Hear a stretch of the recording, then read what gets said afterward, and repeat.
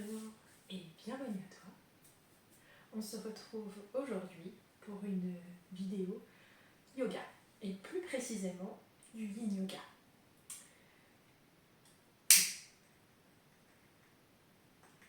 Petite bougie. J'aime bien le petite bougie. Donc, si tu entends des petits crépitements, c'est la mèche en bois. Désolée. Si ça te déconcentre. Donc on se retrouve pour une vidéo yoga et plus précisément yin yoga. Et j'ai décidé de faire un petit enchaînement sur le thème du rêve, de rêver, réaliser ses rêves, être un petit peu trop dans la lune. Donc déjà, petit point sur le yin yoga. Donc c'est un yoga doux, voire méditatif. Alors, petit point, je suis désolée si je ne regarde pas droit devant moi mais que je regarde sur le côté. En fait, j'ai mes notes qui sont là, c'est pour ça. Donc c'est un yoga doux, voire méditatif, avec trois points principaux, trois principes fondamentaux. Donc l'immobilité. Les postures sont tenues entre 2 minutes quand on a vraiment des débutants ou des postures très particulières avec par exemple le cou. Et jusqu'à 5, 7, 8 minutes pour des postures avec beaucoup de support et pour des personnes qui sont avancées, qui ont l'habitude, on va dire. C'est pas une question de progression, c'est une question d'avoir l'habitude de faire certaines postures. Donc, ça c'est une première chose. Ensuite, un faible, voire aucun engagement musculaire. Étant donné qu'on va étirer les fascias, principalement les fascias, donc tout ce qui est les tissus conjonctifs autour des muscles. Si les muscles sont contractés, les tissus conjonctifs, les tissus qui sont autour, articulations, ligaments, fascia, etc., ne pourront pas se détendre. Donc, il faut que les muscles soient au maximum détendus, donc pas engagés. Recherche le troisième point, c'est recherche d'une juste sensation. En général, il s'agit d'une tension, donc on étire on sent une sensation d'étirement, un léger étirement, ou une compression. Donc on presse, on sent quelque chose qui presse l'un contre l'autre. Par exemple, ça, donc ça c'est une flexion avant. Si je me penche comme ça, quand mon ventre entre en contact avec ma jambe, c'est une compression. Bon après, moi ça ne va pas jusque là parce que j'ai la compression se situe pas à cet endroit-là, la compression se situe entre mon os de la hanche et mon ventre. J'arrive pas à aller plus loin. Et la sensation, donc que ce soit tension ou compression, ne doit surtout pas être douloureuse ou inconfortable. Ça doit juste être une sensation. Donc tout l'intérêt de la recherche d'une juste sensation. Il ne faut pas qu'elle soit trop importante, mais il ne faut pas qu'elle soit trop légère, parce que sinon il n'y a pas d'étirement des tissus autour des muscles. Donc, si on refait un petit point, logiquement, l'immobilité est relative. Étant donné que si la sensation devient trop ou plus assez intense, on va être tenté de bouger pour réajuster. Et c'est tout à fait normal, il n'y a aucun souci. Et entre chaque posture, voire entre chaque côté de posture, pour les postures qui sont asymétriques, on va pratiquer une posture, alors on l'appelle rebond, accueil, contre-posture, posture neutre. Moi je veux plutôt l'appeler posture neutre. Voilà.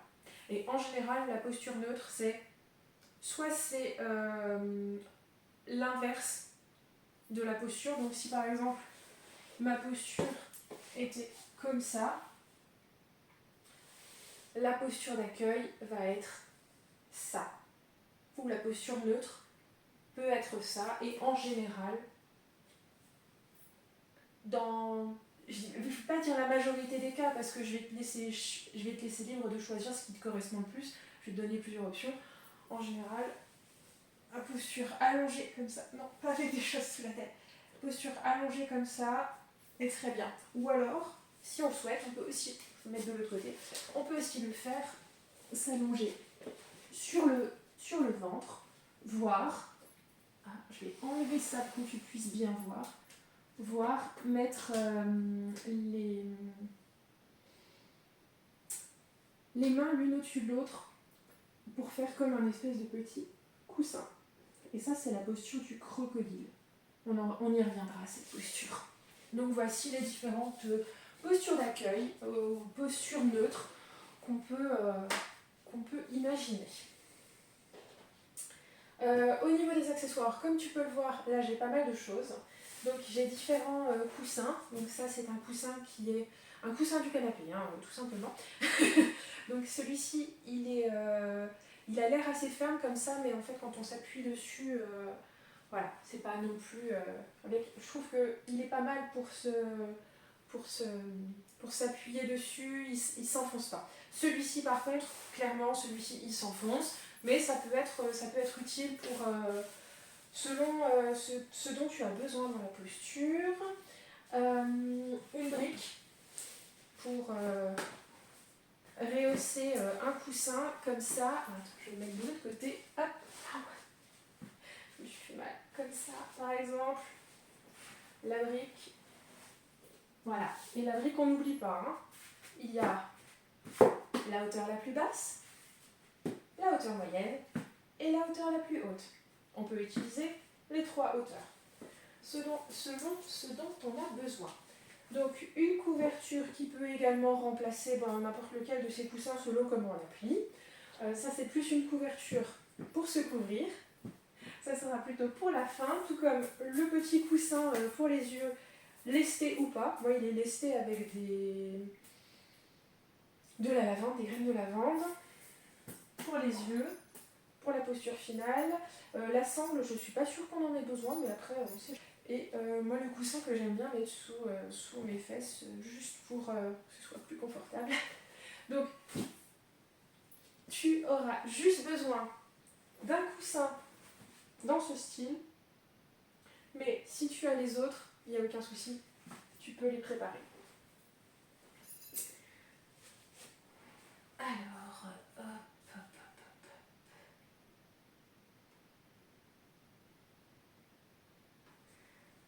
Donc, je te l'ai dit au début, dans ce cours, nous allons aborder la notion de rêve.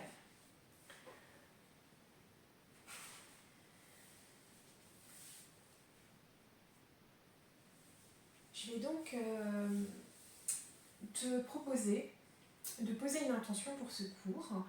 En général, l'intention est une formulation positive et au présent sur la thématique du rêve ou pas, comme tu le souhaites.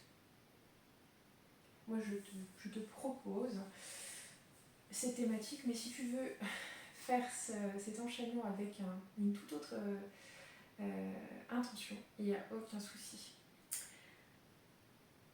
Donc, si rien ne te vient, je peux te suggérer je me connecte facilement à mes rêves, ou alors je suis à l'écoute de ma voix intérieure. Donc, rêver, avoir la tête dans les nuages, c'est une chose qui peut être très plaisante, mais il est indispensable, à mon sens, d'être également ancré bien solidement et profondément dans le sol. En effet, si tu veux que ton rêve se réalise, il faut que tu le mettes dans la matière, dans le concret. Et quand je dis ça, je pense au concret, le sol. Voilà. Après, je pourrais aussi dire ça avec les murs. Mais pour moi, c'est le sol, étant donné que c'est celui qui soutient tout le matériel, en fait. Je vais donc t'inviter à t'installer confortablement, assis ou assise ou allongé. Alors après, je vais te préciser qu'on fait une posture assise ensuite. Donc si tu veux te mettre allongé, sache qu'après, il va falloir que tu te relèves. Enfin, tu te rassois. Donc je vais t'inviter à prendre conscience de ton souffle, sans jugement. L'air qui entre dans ton corps à l'inspiration et celui qui en ressort à l'expiration. Puis le ventre ou la poitrine qui se gonfle à l'inspiration et se dégonfle à l'expiration.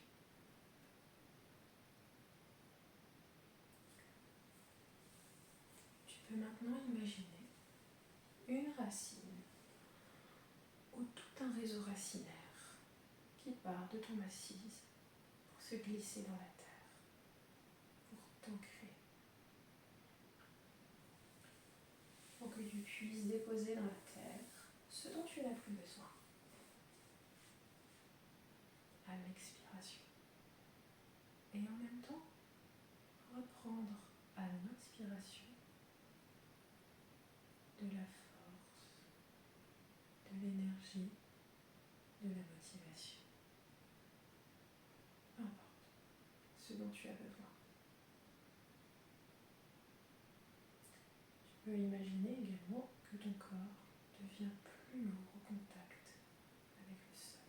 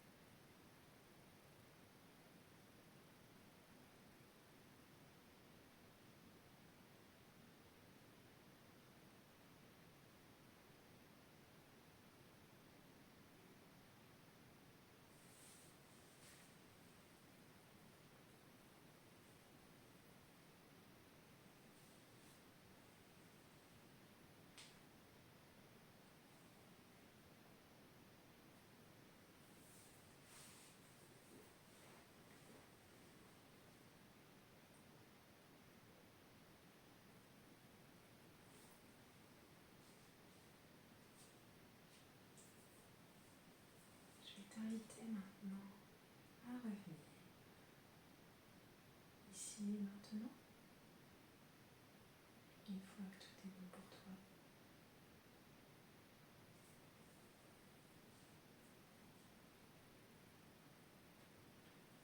Nous allons faire maintenant, nous allons passer à l'enchaînement. Donc je vais t'expliquer les postures, les sensations surtout. La forme, ce sera à toi de voir pour que tu aies la juste sensation, celle qui te convient. Et on va tenir les postures environ 5 minutes. Enfin, non, la première posture, ce sera 5 minutes et ensuite...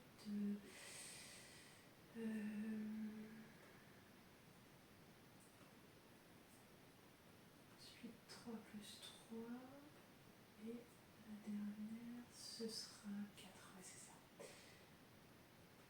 Donc on va tenir les postures entre 3 et 5 minutes. Donc je lancerai le chrono à la fin de mes explications. Je lancerai le temps plutôt que le chrono. Je lancerai le temps à la fin de mes explications et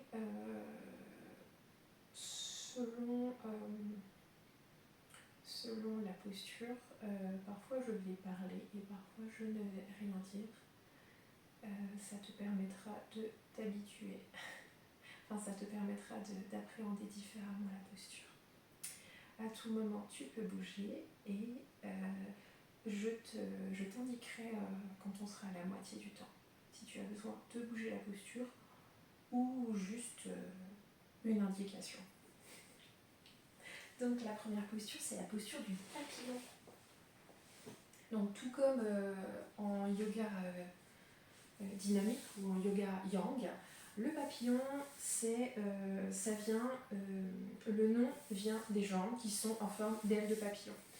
Donc, contrairement au yoga dynamique où tout est serré, etc., où il faut faire une espèce de coquille avec tes plantes de pied, là c'est pas du tout le cas. Il faut que tes jambes soient au maximum détendues. Sachant que la sensation, on recherche une sensation à l'intérieur des cuisses, donc à l'aine, l'arrière des cuisses, voire les fessiers. Après, tu peux également sentir un petit peu dans le dos si tu te penches. Donc, la posture basique, on va dire, la base de la posture, je vais mettre comme ça tu pourras voir, c'est de cette façon. Donc après, je vais te le dire une fois, mais après ça vaut pour toutes les postures, ça peut être un peu exigeant d'être la tête en l'air. Donc n'hésite pas à mettre soit une brique. Non, moi ça passe pas la brique, il me faut une plus grande brique. Alors, tu vois, je fais un peu comme une tour de Pise. Voilà. Et là, je suis totalement détendue.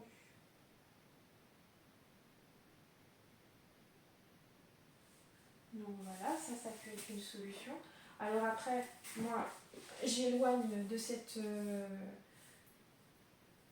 mes pieds sont éloignés cette distance-là, mais après, tu peux très bien les rapprocher, les éloigner, mettre des supports. Bon, après, si tu as les deux les mêmes, c'est mieux, mais tu vois ce que je veux dire, mettre des supports, etc. Et l'autre posture, ce sera la libellule. Donc ce coup-ci, les jambes sont écartées de la sorte. Donc là, l'étirement, il est beaucoup plus à l'intérieur des cuisses et moins dans le fessier. Et c'est pareil, on se penche. Je ne vais pas pouvoir me pencher là-dessus, mais sur le principe, on peut très bien imaginer faire se pencher de la sorte. Je ne sais pas si tu m'as bien vu, je vais te mettre comme ça. Bon, là, ça va glisser parce que je ne suis pas sur mon tapis, mais voilà. Et là, je suis bien. Là, je peux tenir, il n'y a aucun souci. Alors après, tu écartes selon ce qui est juste pour toi. On peut très bien aussi imaginer avoir les jambes plus ou moins fléchies. C'est toi qui vois. Donc, je vais te laisser prendre la posture qui est juste pour toi aujourd'hui. Parce que ce n'est pas parce que tu as l'habitude de faire cette posture avec un aménagement que ce sera l'aménagement qui te convient aujourd'hui. Donc, sois bien à l'écoute de tes sensations. Je vais lancer le temps. Et on va rester 5 minutes dans cette posture.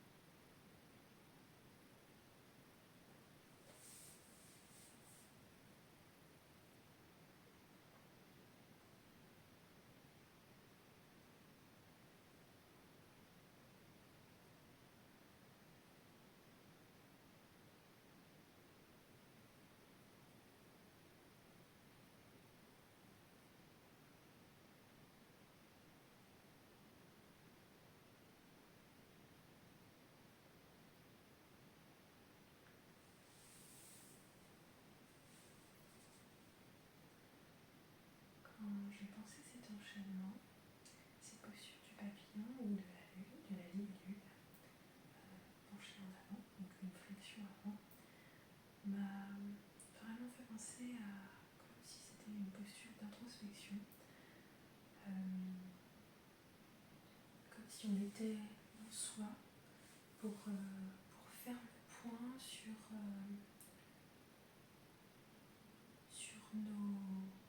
nos rêves, sur nos projets, sur ce qu'on a envie de construire. Et j'avais vraiment envie de commencer cet enchaînement avec une posture qui serait comme concentrée sur notre intériorité.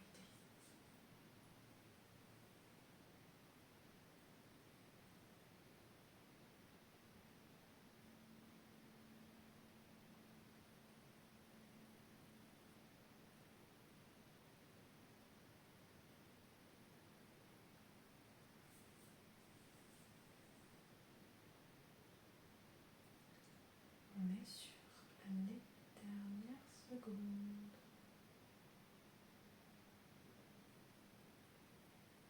Tu vas pouvoir prendre une grande inspiration, dernière grande inspiration, et un soupir. Et tu peux quitter la posture.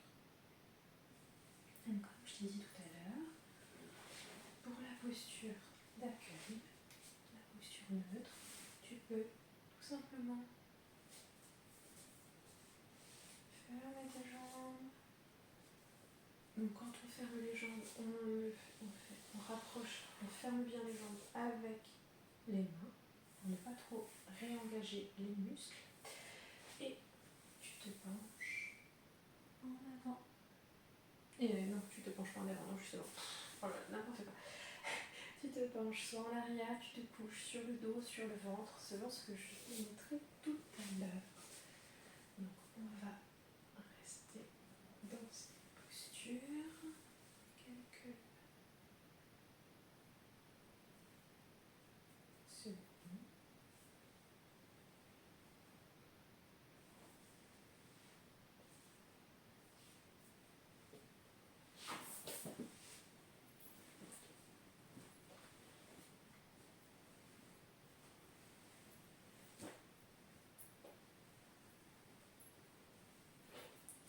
Donc tu vas pouvoir quitter la posture d'accueil.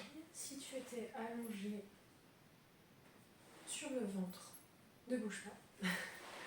Si tu étais allongé sur le dos, tu peux te retourner pour te coucher, venir sur le ventre.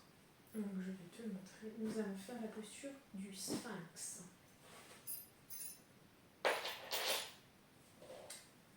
Donc ça, je vais mettre derrière parce que tu n'en as pas besoin. Donc le sphinx, j'espère que tu le verras bien. Sinon, je me mets comme ça. Je mets comme ça, je pense que tu verras. Donc allongé sur le ventre, tu redresses. Tu te mets sur les coudes de la sorte. Ouais, je pense qu'on y voit quand même. On se met sur les coudes, comme un peu la position du sphinx, hein, clairement. Donc il y a plusieurs façons de le faire. On va rester 4 minutes dans cette posture. Tu peux donc rester comme ça, mais il peut y avoir un petit peu une pression au niveau des épaules. Donc c'est ce que je faisais. Donc tu peux éventuellement mettre un bolster ou un coussin sous les aisselles. Donc celui-ci est un petit peu mou, ça ne va pas aller pour te montrer. Hop. Oups. Voilà, comme ça. Pour être un petit peu moins embêté. Voilà. Ah ouais, là je suis bien. Tu vois, pour que ça repose bien et que le poids soit sur le coussin et plus forcément que sur tes épaules. Donc voilà. Ensuite, on peut. Donc le but est de ressentir un étirement à l'avant du corps et une légère compression dans le bas du dos. Donc étant donné qu'on va rester 4 minutes, il faut que ce soit pas trop intense au début. Donc moi je te conseillerais de rester comme ça. Mais après, il y a également la solution de redresser plus le buste. Mais dans ce cas-là, tu fais travailler, c'est plus vraiment une posture passive, une posture yin, étant donné que là, il y a quand même, ça travaille beaucoup. Mais après, c'est toi qui vois comment tu te sens, comment tu le sens. Et il y a aussi une posture beaucoup moins intense qui est le crocodile, je t'ai montré tout à l'heure. Donc tu as tes mains comme ça, l'une sur l'autre, et tu te couches comme ça. Donc moi je te montre. Donc là on est clairement entre celui-ci, entre le sphinx ou le back bend, donc la flexion arrière est voilà, assez moyenne on va dire. Là c'est beaucoup plus important. Et là, c'est vraiment très très très léger. Mais là, tout l'intérêt est de savoir ce dont ton corps a besoin aujourd'hui. Qu'est-ce qui lui donne une sensation, donc je répète, d'étirement à l'arrière du corps, d'étirement à l'avant du corps et de compression dans le bas du dos. Bien sûr, ça doit être une légère compression. Donc, nous allons rester 4 minutes. Je vais mettre le temps.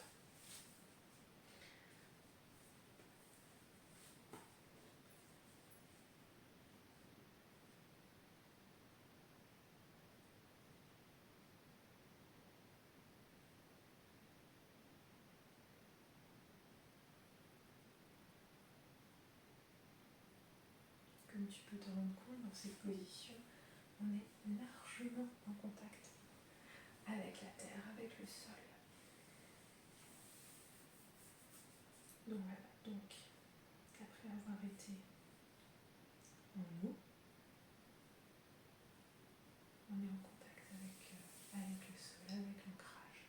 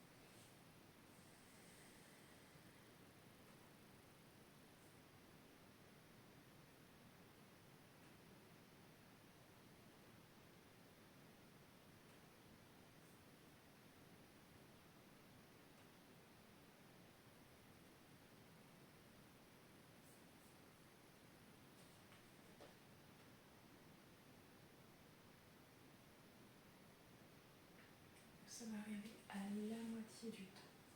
Si tu as besoin d'ajuster la posture, n'hésite pas.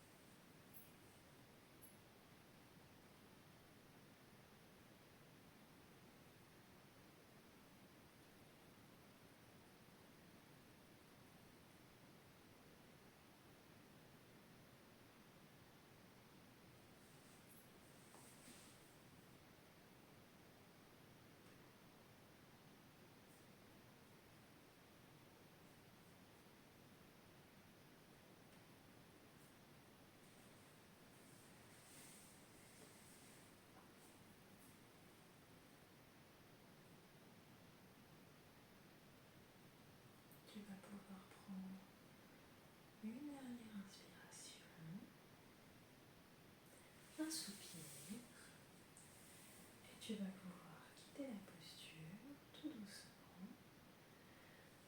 Donc, étant donné que nous sommes déjà sur le ventre, je vais te conseiller de rester allongé. Donc, soit tu t'allonges sur le ventre en crocodile, soit tu t'allonges sur le dos pour la posture d'accueil. Donc on va rester quelques secondes dans cette posture.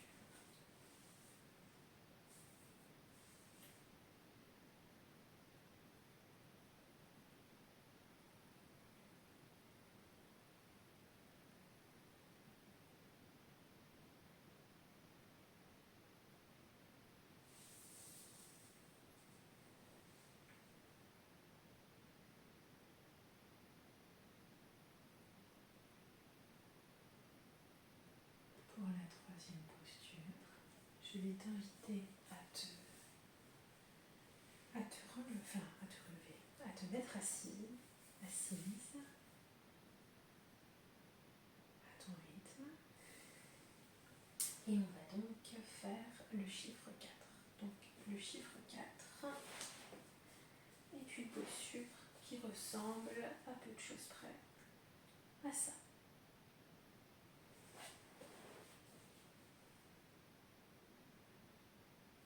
Sauf que, comme tu peux le voir, là c'est une posture qui est quand même assez active, étant donné qu'on doit se tenir pour ne pas tomber.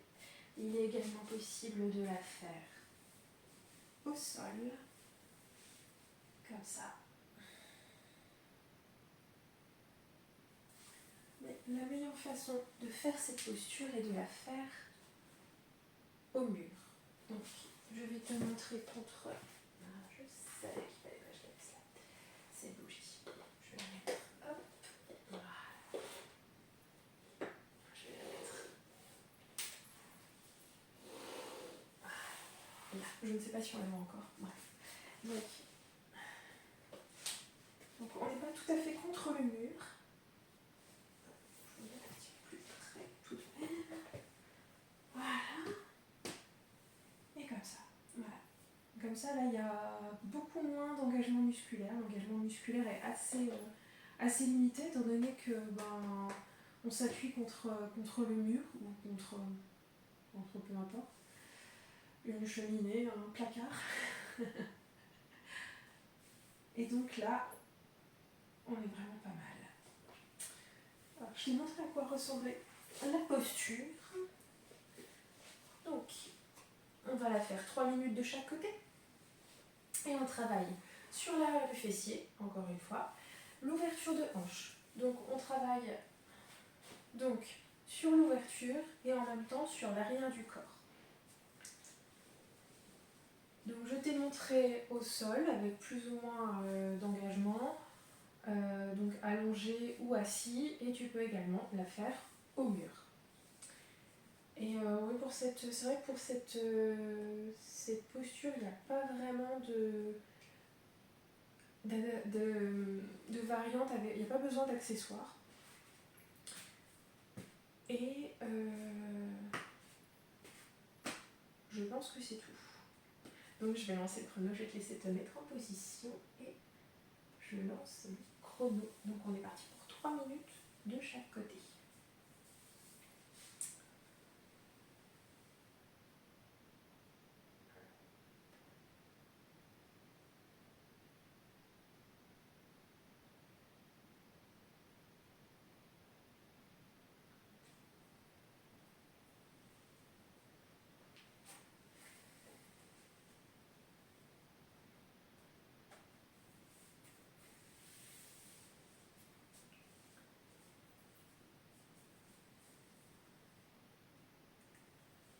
Dans cette posture, on est dans un entre-deux.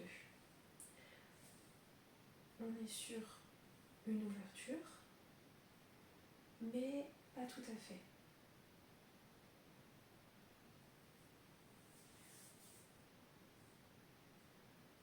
Donc c'est un peu comme si nos rêves avaient besoin encore de mûrir, de maturer un petit peu avant de se révéler au monde. Et en fait, donc chaque posture, j'ai rapproché un élément. Et dans ce cas-là, c'est l'élément du feu qui m'est venu. Et pourquoi le feu? Eh bien parce que la transformation de nos rêves va demander de la chaleur. On arrive à la moitié du temps pour le premier côté de la posture. Donc, le feu. Alors, je parle de feu parce que je ne sais pas si tu connais un peu l'Ayurveda, qui est donc la médecine traditionnelle indienne, un petit peu qui s'entrelace un peu avec le yoga. Et dans cette médecine, on parle de feu digestif. C'est Agni, je crois que c'est le dieu du feu. Donc, le feu digestif, Agni c'est le dieu du feu, et le feu digestif est celui qui permet de transformer les aliments, de brûler les aliments qu'on ingère et de les transformer en nutriments, en carburant pour notre corps. Et j'ai beaucoup aimé cette façon d'être un peu entre deux.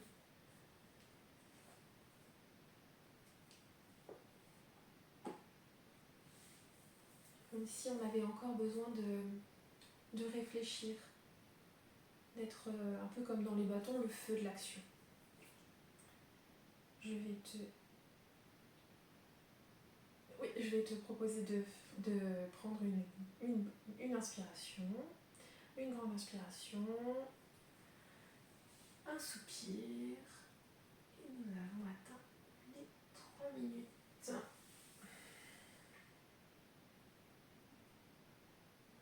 Je vais te laisser prendre la posture de l'autre côté.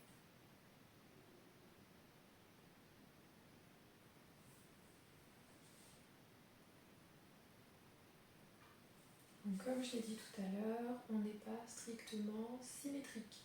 Donc si les postures ne sont pas les mêmes, pas tout à fait, ou même pas du tout, si tu as envie de tester au sol pour un côté et au mur pour un autre côté, il n'y a aucun problème. Donc les 3 minutes sont lancées. Donc à toi de voir quelle adaptation tu choisis pour ce deuxième côté. Donc je te parlais du feu.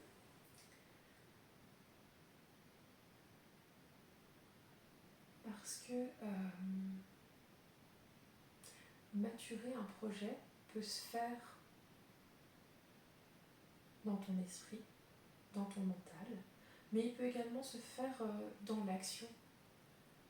Si tu tentes quelque chose, si tu essayes et que ça n'a pas forcément l'effet escompté, on peut très bien considérer que c'est un essai et pas un échec.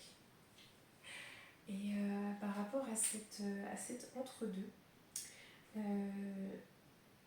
j'ai envie de te lire l'extrait du livret du Tarot de la sorcière et de la roue de l'année de Bérengère de Nancy, donc qui est un tarot tout en noir, blanc et doré. C'est un tarot qui est très intéressant à étudier.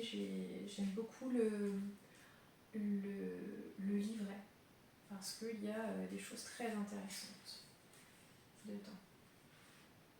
Nous arrivons à la moitié du temps. Donc je vais te lire un extrait du descriptif de l'étoile, qui est donc la carte qui en général est celle de la protection, de l'espoir, des rêves qui se réalisent.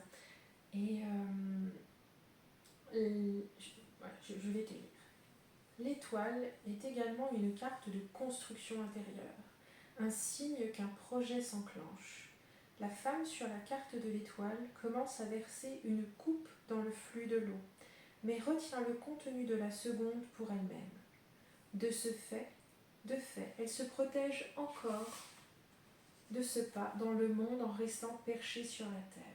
Elle est à ce moment charnière entre l'intérieur et l'extérieur, la spiritualité et l'ancrage dans le monde, la gestation de son idée et sa mise en œuvre. Et j'ai trouvé ce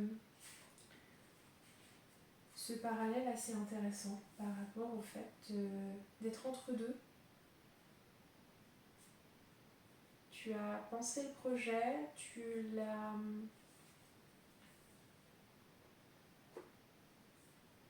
imaginé, mais est-ce qu'il est temps de le mettre dans la matière ou pas? Et là est toute la question. Donc tu peux prendre une dernière inspiration et un soupir. Et tu vas pouvoir te mettre dans la posture d'accueil de ton choix. Donc allongé sur le dos, allongé sur le ventre, comme tu préfères. Et on est donc parti pour quelques secondes de la posture d'accueil. Je regarde souvent par là-bas parce qu'il y a une araignée au plafond. Je n'ai pas peur des araignées, mais en fait je la surveille. C'est grosse. Désolée d'avance si tu es arachnophobe. Je ne vais pas te la montrer, promis. Donc, on va pouvoir passer à la dernière posture qui est la posture du poisson. Donc les poissons en yoga dynamique est une posture d'ouverture de cœur, même si bon, on n'ouvre pas vraiment le cœur. Hein. Le cœur ne s'ouvre pas, c'est pas une région de notre corps qu'on peut ouvrir, mais on est plus sur une ouverture du buste.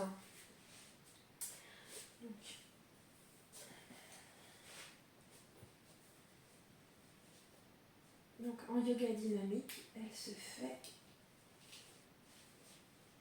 de la sorte. Donc il n'y a aucun support et on a le haut de la tête qui est contre le sol, enfin plutôt contre le tapis.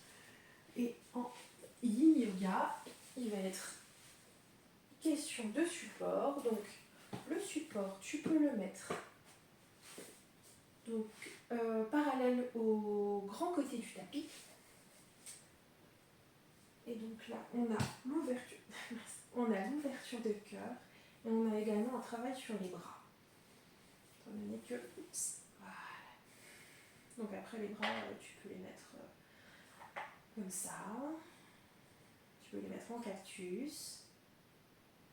Bon, tu peux éventuellement les étendre, mais en fait, plus tu engages tes bras, moins il y aura d'étirement. Bien sûr, si tu mets les bras en l'air comme ça, il y aura en plus un étirement sur les côtés, mais tes bras vont moins travailler, les muscles, les fascias dans tes bras, les tissus conjonctifs dans tes bras vont beaucoup moins travailler étant donné que les muscles sont engagés. Donc on peut également mettre le support de la sorte, donc perpendiculaire au grand côté du tapis.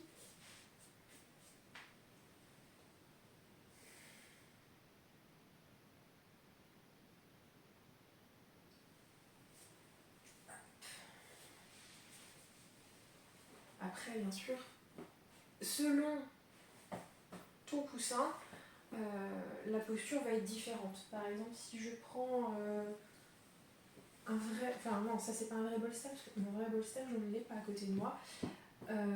Forcément, l'ouverture de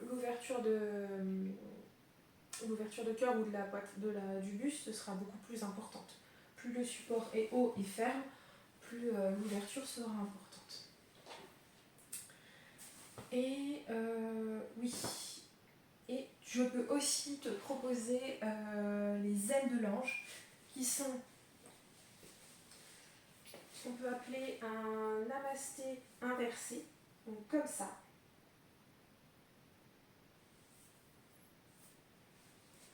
Après, bien sûr, ça demande assez de de souplesse, mais on peut très bien imaginer se coucher dans le dos et avoir les mains de la sorte. Donc l'ouverture sera beaucoup moins intense, l'ouverture au niveau du buste, mais le travail dans les bras sera donc l'ouverture moins intense, mais le travail dans les bras un petit peu plus intense. Alors après, à toi de voir. Et par contre, si tu fais cette variante-là, on sera obligé de faire... tu seras obligé à la moitié du temps de changer le sens des bras. Parce que bien sûr, le bras qui est au-dessus ne travaille pas de la même façon que le bras qui est en dessous. Donc je te le montre quand même. Voilà.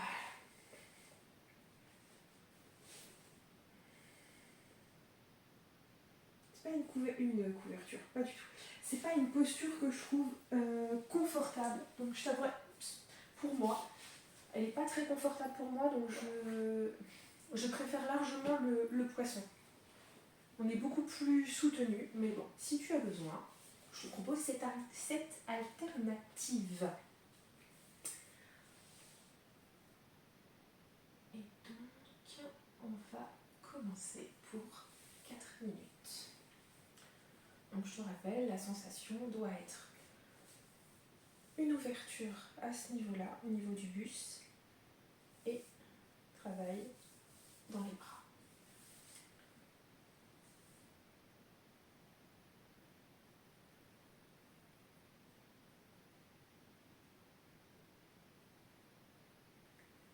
Et je voulais faire un parallèle sur cette posture.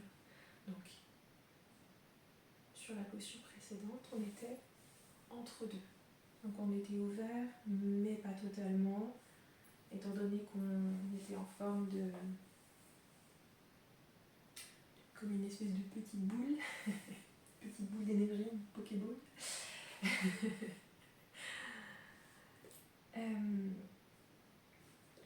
Là, sur cette posture, on a, comme je l'ai dit plusieurs fois, on a l'ouverture du buste.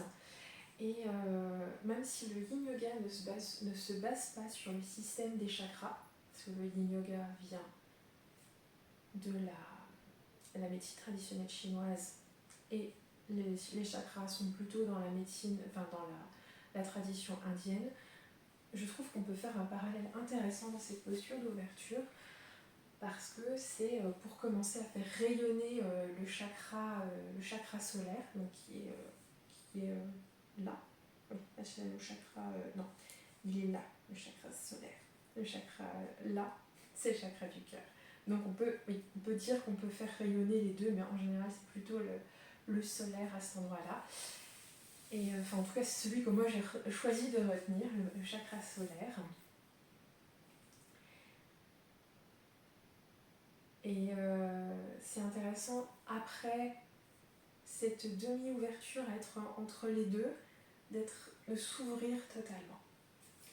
Donc là, on a atteint la moitié du temps. Si tu étais sur la posture des ailes de l'ange, donc du namasté inversé, je vais t'inviter à inverser les mains. Celle qui était au-dessus passe en dessous. Et ça peut paraître pas très logique, étant donné que je t'ai rapproché cette posture du chakra solaire, du chakra du plexus solaire, de rapprocher, de ne pas associer l'élément du feu à cette posture, mais j'ai associé cette posture à l'air, étant donné qu'on est ouvert. Et en fait, il est temps, grâce au feu de la posture précédente, de nous ouvrir totalement, de créer dans la matière nos rêves et de se poser par exemple la question quelle sera la prochaine action concrète pour que ton ou tes rêves se réalisent.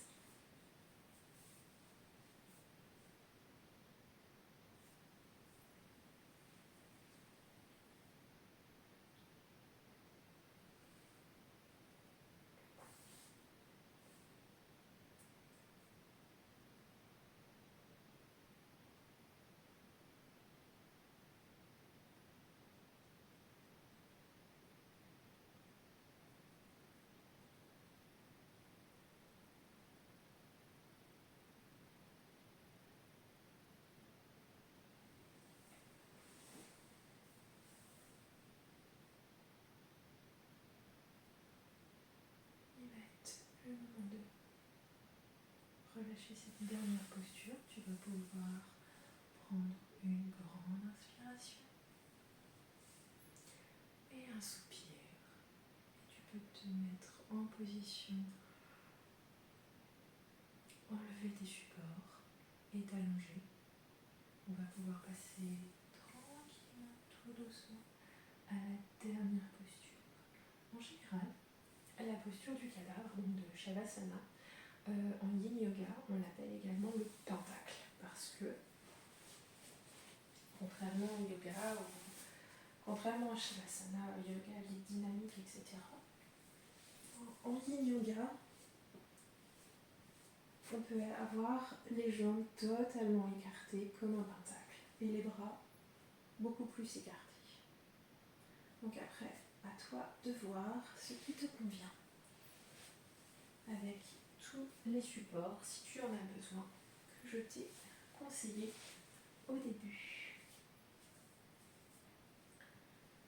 Donc, tu vas pouvoir t'allonger sur le dos pour notre méditation finale.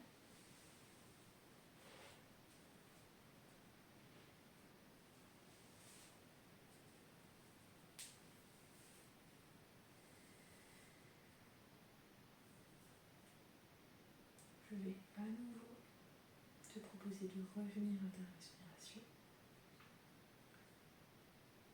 Et si une pensée s'impose à ton esprit, tu peux imaginer que tu souffles dessus, comme le vent le fait sur les nuages.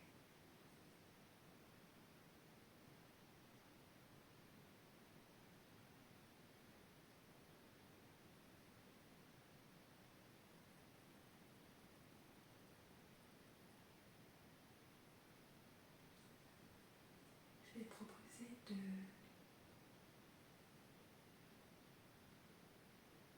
te concentrer sur le contact du sol, sur ton corps, tes vêtements en contact avec ton corps.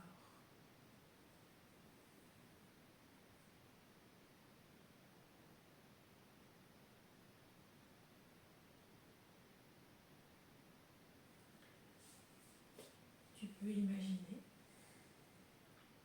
qu'à chaque expiration, une tension, une croyance limitante, un blocage s'éloigne de ton corps, comme s'ils étaient absorbés par le sol. Et à chaque inspiration, c'est le calme qui s'invite en toi, au creux de chacune de tes cellules, sous forme d'une lumière douce, chaleureuse. Et si des émotions, des images surviennent, ne résiste pas.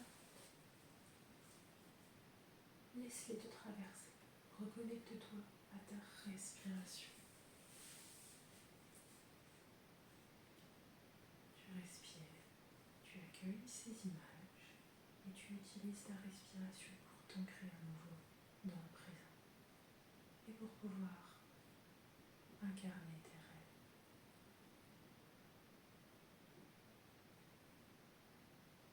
Tu peux rester dans tes rêves autant de temps que tu le souhaites ou y revenir